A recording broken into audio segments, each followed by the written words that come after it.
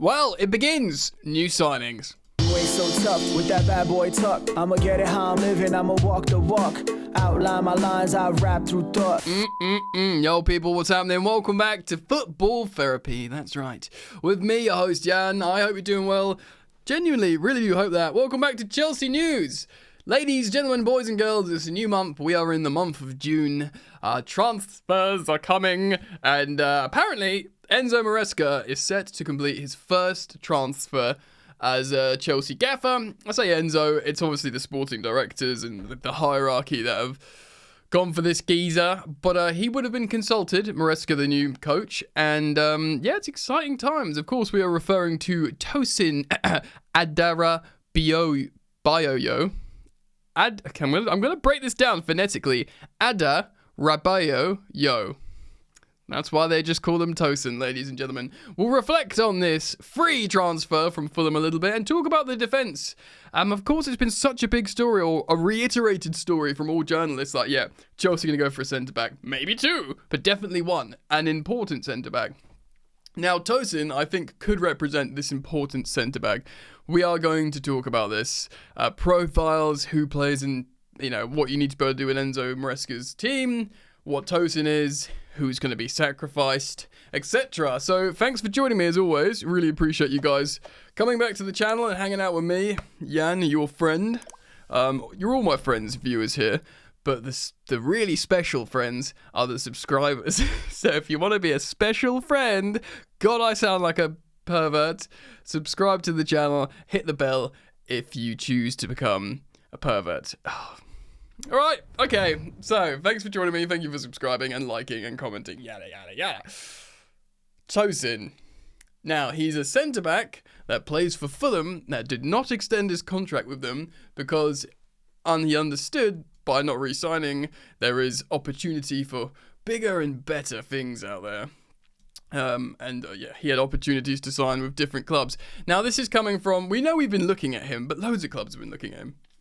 And this is coming from Romano himself, tweeting, exclusive, Chelsea are closing in on a deal to sign Tosin, I will try, Adarabioyo, because it's Bio-yo, Adarabioyo, Adarabioyo, it's probably Adarabioyo, Jeez, there's just so many vowels in there, bro. Yes, negotiations at the final stages. Newcastle have also been working on a deal to sign Tosin for weeks, but now Chelsea are clear favourites. Cautious, though, until it's sealed. Tosin is to be the first signing for Enzo Maresca, if all goes to plan. I mean, you could say it like that, the first signing for Maresca, because it is the signing. Even if it's not Maresca's signing, it's his first signing for Maresca. Kind of, it's just all in the details, the words, but you get the point. So, yeah, Newcastle want him as well. Of course, Chelsea winning. There's probably a few things. Chelsea, of course, is still a bigger and more prestigious club than Newcastle United. And, of course, Chelsea are in Europe. Granted, it's just the Conference League, but there is more games there. And he probably recognises that there might be a bedding in time, maybe. I mean, he's already a Premier League proven player. And he will have a full pre-season with Chelsea. So, yes, I'm looking at the comments. People are frustrated that Man United haven't gone in for him. It will be a great signing. I'm looking at his stats on xvalue.com. I was going to share the screen, but I'll just reel it off for you. He's really good at progressive passes, which off the top of the bat, you'd have to think, yeah, that is good for an Enzo Maresca team progressing up the pitch through passing. It's a possession game. He's actually got good for a goal. He takes a shot on goal pretty much once per game, so it's pretty good for a centre-back, actually. And yes, his strengths are, looking at his polar chart here, are progressive passes per game, basically, and also aerials and interceptions as well. His weakness is expected threat passes, which doesn't really matter. His tackle win percentage is low, and his pass percentage is low, but I think that's to do with the team he was playing. But the type of passes he plays progressive passes, which is really strong. His interceptions are good, getting in front of the ball, but he doesn't win a lot of tackles, which is interesting. Now, I think this is a really suitable player for Enzo Maresca's football, because if you've got the ball all the time, you don't need to be winning loads of tackles. But you obviously being good at interceptions and stopping shots is good, which he is good. You need to be able to pass the ball well and progress up the pitch, which he is very good at. And also, he's very good in the air in terms of aerial duels. Now, that's important because we've been absolutely pony on set pieces for a while now. And the fact how we've got a tall guy in the air that absolutely eats up chances, that's really, really good. I mean, since, Thiago Silva isn't massive. Thiago Silva's not as tall as Tosin, but Thiago Silva won a lot of aerial duels. His timing was perfect. Of course, we never really replaced Rudiger in that sense as well. Tosin looks like a dominant, tall and strong centre-back that has, again, looking at strengths, passing and aerials, elements to his passing, especially progressive. And that's why he makes an ideal candidate for Chelsea. Now, some really important talking points here. He's 26, so he's not 25 or under. That's probably... I know Chelsea, it was rumoured that Chelsea were going to break the 25 and under rule, generally. But the fact how he's a free transfer, it's not investing in an asset that is over 25. But many of you will be relieved to hear that we're getting some seniority back. Of course, we're losing Thiago Silva. We've lost Thiago Silva in the back line. 39-year-old, a lot of seniority there. We're bringing in a 26-year-old. So I don't look at Disassi because he's 25, 26 now, isn't he? But he doesn't exude maturity. He's big and strong, but yeah, Tosin is a player that have Premier League experience, and a lot of teams are looking at, but it looks like Chelsea have won the race to sign this centre-back. Now, he will get a signing on fee. Also, he'll get much better wages at Chelsea than he was getting at Fulham, but how much better is the question, because I don't know how much we're throwing on wages at the moment. And I guess he's going to be a starter for Chelsea. I mean, he'll want to be. In the 2021 season in the Premier League, he played 34 Premier League games. They went down into the Championship the following season, where he played 41 Championship games. And then the season before last, he got 25 appearances. And last season campaign, he made 20 appearances. I don't know if he was injured or if he was phased out, because it was clear he was going to not re-sign. Yes, so it's a good signing, I think. I think, he's going to think he's starting. He's a right-sided centre-back conventionally, so I reckon he's being brought in to just start straight away over the likes of, I suppose, Wesley Fofana. So let's talk a little bit more about the actual defenders. First of all, I love Fofana, you know me. I would love for him to be Chelsea's long-term option. Of course, he's younger than Tosin, Wesley Fofana. And he's obviously coming off a season where he didn't play at all due to injury. So I understand he might not be ready to just immediately slam dunk in that right side. I'm not an Axel Disassi super fan, I must admit. I like his vibes. I loved his performance away at the Etihad, but I'm not writing him off entirely. But yeah, he doesn't seem like the guy for me on that right side. So I understand signing Tosin and then maybe bringing in Wesley Fofana when he's good to go, basically, and he's like learnt Enzo's football and he's fully fit and he's just proven he's like, robust again, as it were. So there's left-sided defenders, and we'll talk about Trevoh Chalobah in just a moment. Left-sided defenders, Badiashile and Colwill. Colwill is really, really highly rated. I wonder if he will just be looked to start on the left-hand side if he's good to go. Of course, he missed a little bit of the season at the end, but I think he can be utilised probably from pre-season onwards at left centre-back, and Badiashile could be a backup. Of course, there's still rumour that Chelsea might even sign another defender. So let's say, Levi Colwill as a starting left-back and Tosin as a starting right-back at the moment, which, of course, we have to speak about Trevoh Chalobah. Now, it's a huge talking point across Chelsea fans at the moment on social media and, in the pubs or whatever. He's a great player. He's a great player, Chalobah. He's positionally versatile. He can play on either side as a centre-back. He can play as a right-back. He can play in central defensive midfield. He's quite strong and he can be dominating when in form. And he's like a really good character. He's a God-fearing Chelsea fan that just wants to be playing for Chelsea and do his best and work hard and be professional. What an asset, right? But here it gets cynical, Chelsea might look at, if Chelsea in isolation profiled Chalobah and profiled Tosin and they said, right, who do you want in your team starting? There's a chance they might just say Tosin, right? In terms of just being this dominating centre-back. They might have this, just say it for the sake of it, because we have to sort of assume that, right? And then what they can look at is they can get Tosin on a free transfer, and then they can get £25 million pure profit for Chalobah.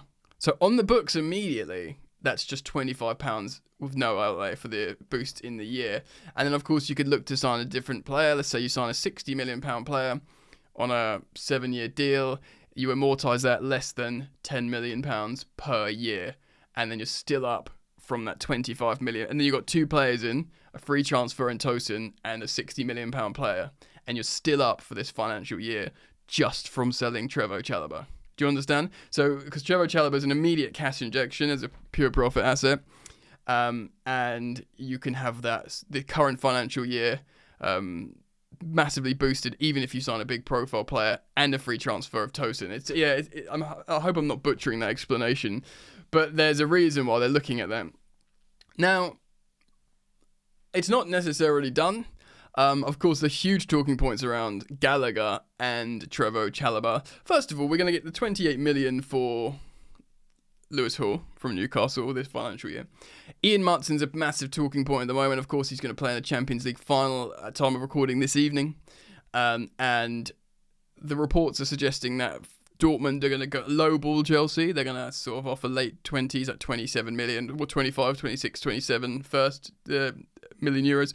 The buyout clause or the release clause is 35 million euros, and they will try and lowball Chelsea. But the fact is, I heard Ben Jacobs speaking about this on the London is Blue. Dortmund are not strapped for cash whatsoever. They've still got the Bellingham money. They've reached a Champions League final. They're doing really, really well in terms of how much money they've got at the moment. They do not need to lowball Chelsea. They'll just try for it because they don't want to.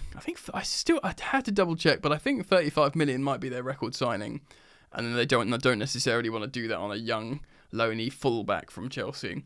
But times are changing, of course.